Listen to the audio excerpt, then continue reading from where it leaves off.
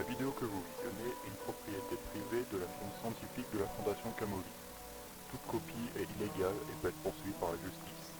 Le but de ces vidéos est d'instruire les jeunes initiés qui vont bientôt devenir des scientifiques. Nous vous souhaitons bonne chance. Des années 70 à 80, la Fondation Camoli est en apogée technologique et scientifique. Nous envoyons le premier homme dans le passé. Le voyage interdimensionnel est à portée de main. Suite à cette expérience, il a été possible de se faire une idée du multiverse, de découvrir les univers alternatifs et de trouver une cinquième dimension, la confluence. Ce que nous avons compris, c'est que chaque dimension d'espace et de temps est la dimension précédente superposée.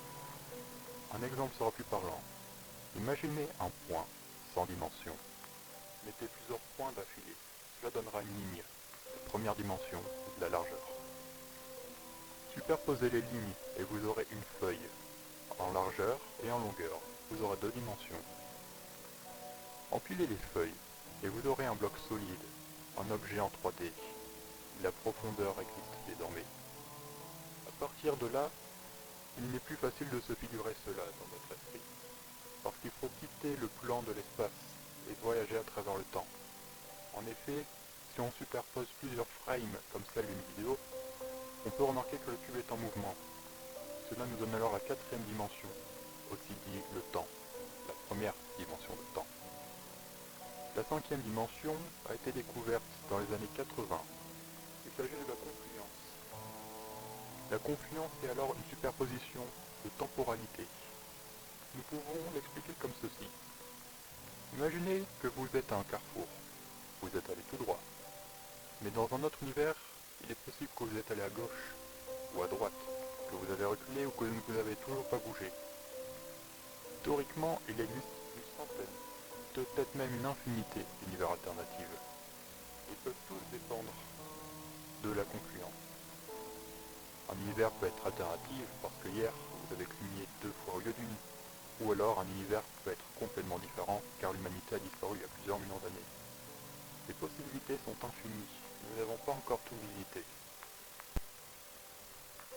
En raison de cette autre dimension de temps, il n'est pas facile de modifier le passé. En effet, si un individu remontait le temps, l'endroit, ou plutôt le lieu où il atterrirait, serait le point de confluence.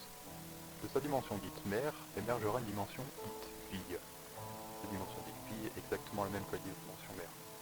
Sauf qu'au moment où a atterri l'individu, les événements ont changé par rapport à ce que ce dernier a fait.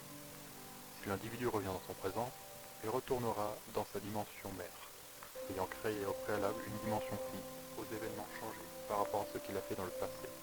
De son point de vue, rien n'aura changé. Bien que ces univers parallèles puissent être très différents des nôtres, nous pouvons les classer en 6 catégories. La première catégorie contient les confluences depuis un temps court, humainement parlant, 10 minutes ou 2 semaines. Le type 2 contient les confluences depuis un temps long d'un point de vue humain, de 10 ans à 15 siècles. Le troisième type de confluence sont les confluences impliquant des différences de l'ordre et de la société humaine. Les confluences de type 4, confluences impliquant différences de l'ordre de la planète Terre ou du système solaire. Niveau 5, confluences impliquant différences de l'ordre de la Voie lactée ou de l'univers entier. Les confluences de niveau 6, c'est pour les confluences